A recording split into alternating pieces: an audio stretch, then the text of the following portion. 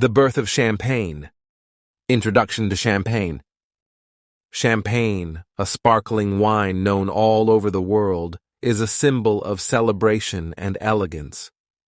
When you hear the word champagne, you might think of the pop of the cork and the bubbles rising in a glass during special moments.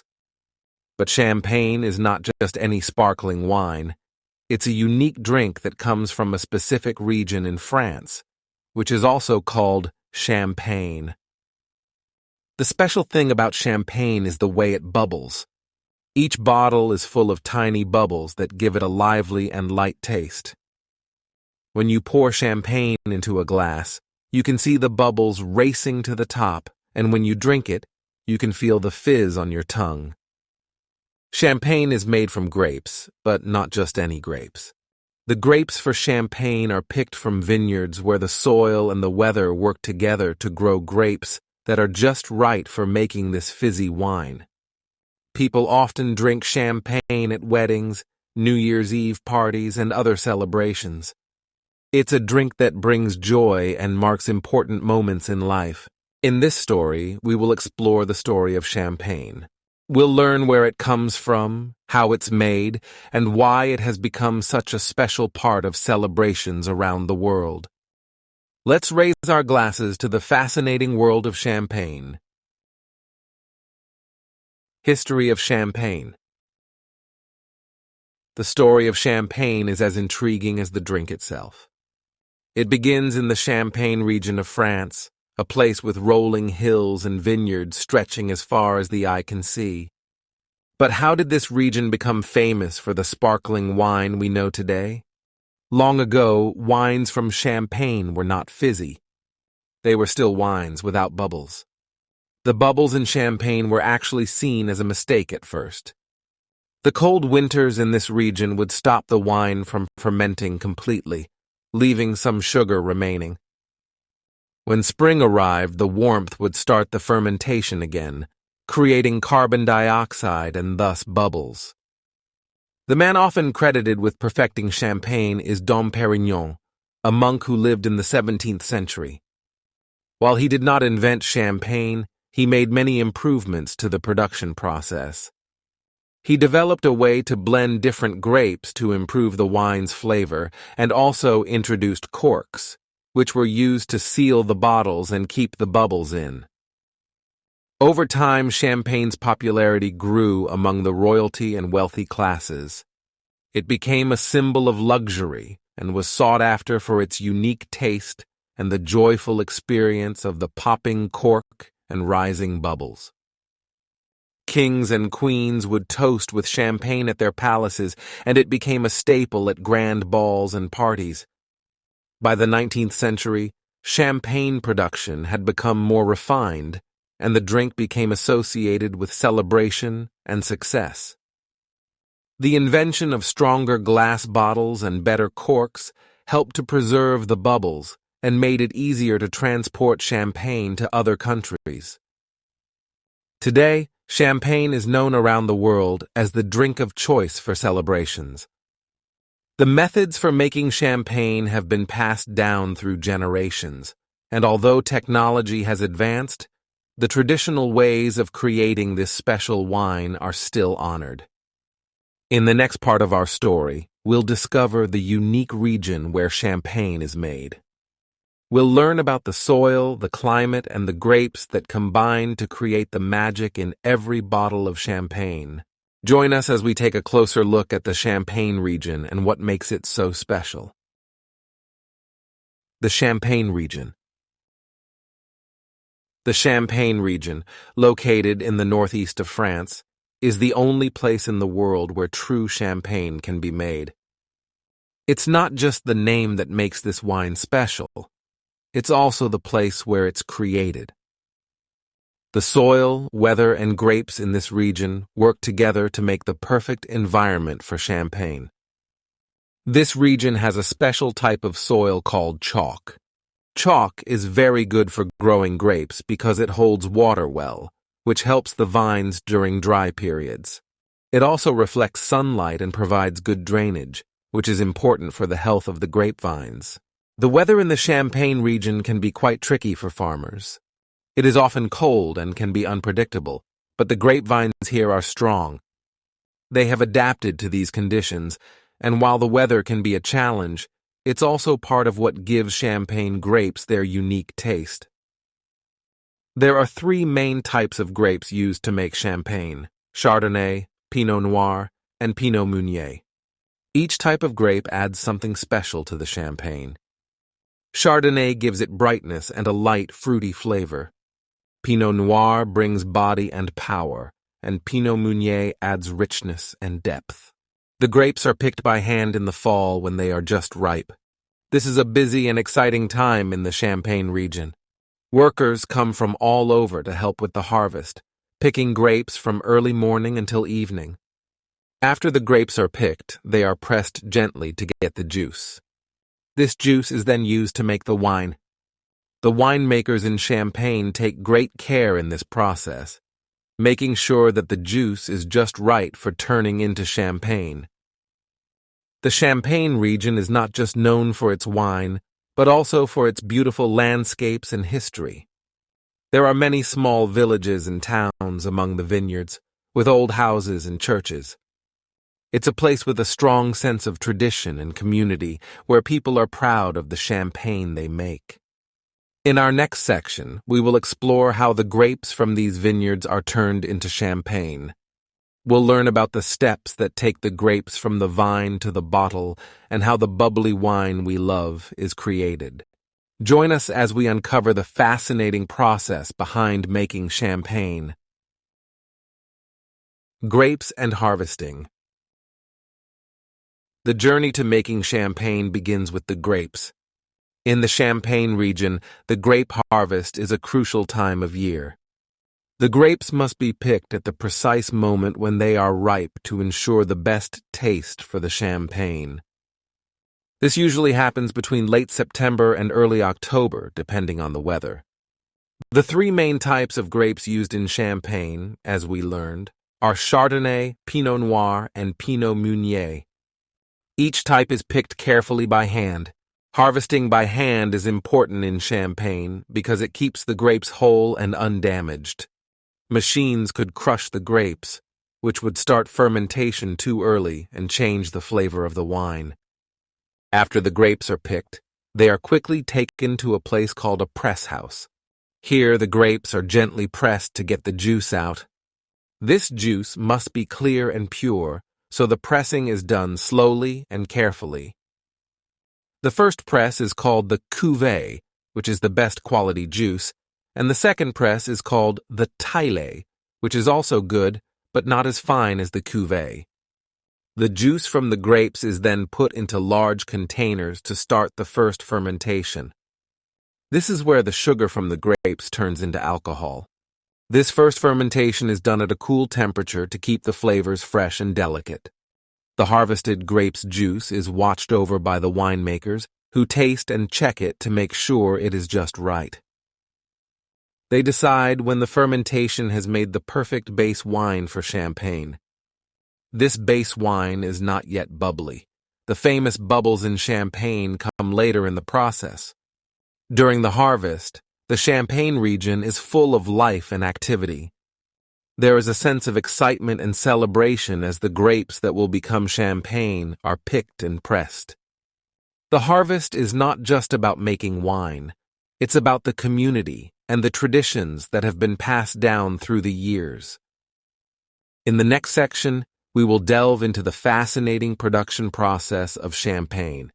We'll see how the base wine is transformed into the sparkling champagne through a second fermentation and learn about the careful steps that give champagne its bubbles and unique taste. Stay with us as we continue our journey into the effervescent world of champagne. Production process. After the harvest, the next step in making champagne is called the production process. This is where the still wine becomes the bubbly champagne we love. First, the base wine is created. It's a still wine, which means it doesn't have any bubbles yet. Winemakers taste and mix wines from different grapes, vineyards, and even years to make the perfect blend. This blend is very important because it will decide the final taste of the champagne. Next comes the second fermentation. This is when the wine gets its bubbles. Winemakers add a mixture of sugar and yeast to the base wine. This mixture is called the liqueur de tirage. The bottle is then sealed with a cap. The bottles are stored on their sides in a cool cellar. Here, the magic happens. The yeast eats the sugar, and this process creates alcohol and carbon dioxide, the gas that makes the bubbles. Because the bottle is sealed, the gas can't escape, so it dissolves into the wine and forms bubbles. This second fermentation takes at least 15 months, and for some special champagnes, it can take several years. After the second fermentation, there's some leftover yeast in the bottle. The next step is to remove this yeast, a process called disgorgement. The bottles are turned upside down so the yeast collects near the cap. The neck of the bottle is then frozen, which traps the yeast in a small ice plug. When the cap is removed, the pressure from the bubbles shoots out the ice plug, and the yeast is gone. Now the champagne is almost ready, but it needs a little more sugar. This is called dosage. A mixture of wine and sugar is added to the champagne. How much sugar is added depends on whether the champagne will be sweet or dry. After the dosage, the bottle is sealed with a cork and a wire cage to keep the cork in place. The last step is aging. The champagne rests in the cellar again, and this time it develops its final flavors. This aging can last a few months or several years, depending on the champagne. When the champagne has aged enough, it's ready to be labeled and sent out into the world. This whole process, from picking the grapes to selling the bottles, can take several years. It's a slow process, but it's worth the wait because it creates a drink that is full of history, tradition, and celebration. In the next section, we will learn about tasting champagne. We'll find out how to taste all the delicate flavors and why champagne is often the drink of choice for special occasions. Join us as we discover the art of enjoying champagne. Tasting champagne. Tasting champagne is an experience that involves all your senses. It's not just about drinking. It's about enjoying and noticing every part of what makes champagne special. Before you taste, you look at the champagne's color in the glass. It can range from pale gold to pink, depending on the type of grapes used.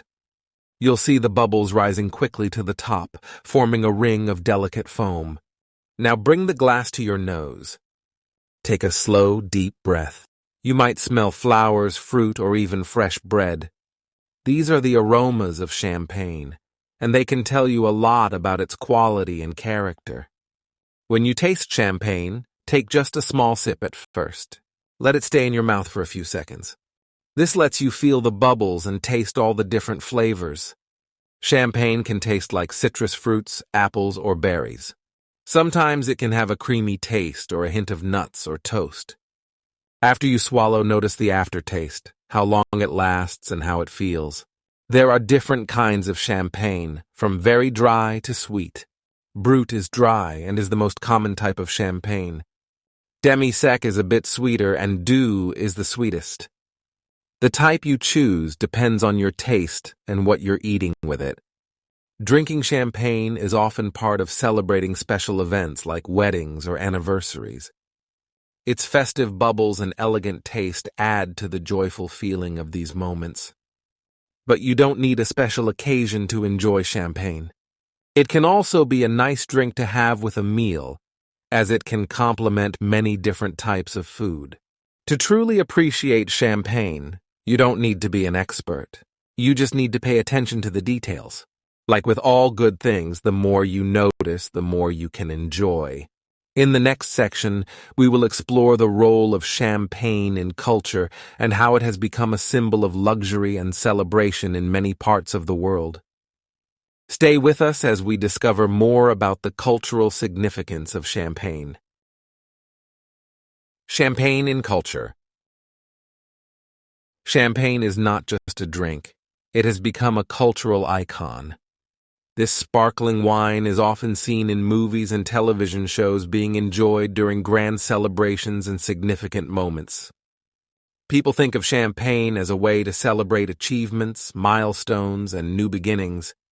It's a tradition to open a bottle of champagne by popping the cork at weddings on New Year's Eve, or to celebrate a victory. This tradition started in France but has spread around the world. In many cultures, having champagne shows that an event is important and worth celebrating. It has become a symbol of success and happiness. When athletes win championships, they often spray champagne to show their joy. Champagne has also inspired artists. Painters have captured its lively bubbles and joyful moments in their art. Writers often mention champagne in stories and poems to set a scene of elegance and festivity. Musicians sing about champagne to express a feeling of luxury and celebration. The image of champagne has been used by companies to sell other products too. They want their products to have the same feeling of quality and celebration that people associate with champagne. This shows how powerful the idea of champagne is in our culture. Modern trends and sustainability. Today, people are thinking about how to enjoy champagne while also caring for the environment. Many champagne producers are now using sustainable practices. They try to use fewer chemicals on their grapes and recycle the water and materials they use in making champagne. Producers are also looking at how to make champagne bottles lighter. This can help reduce the cost and pollution from transporting them. Some are even experimenting with organic farming, which is better for the land and can produce grapes that make high-quality champagne. These changes show that the champagne industry can keep its traditions while also looking to the future. It's about enjoying the special moments that champagne represents in a way that will allow us to continue celebrating for years to come. The future of champagne looks sparkling bright. The future of champagne looks sparkling bright. As people around the world become more interested in where their drinks come from and how they are made, champagne makers are responding with innovation and care. We might see more organic champagne, which is made without using chemicals that can harm the environment. There is also a growing interest in small producers who make unique, handcrafted champagnes. These producers often use traditional methods and focus on quality over quantity. Technology will also play a role in the future of champagne.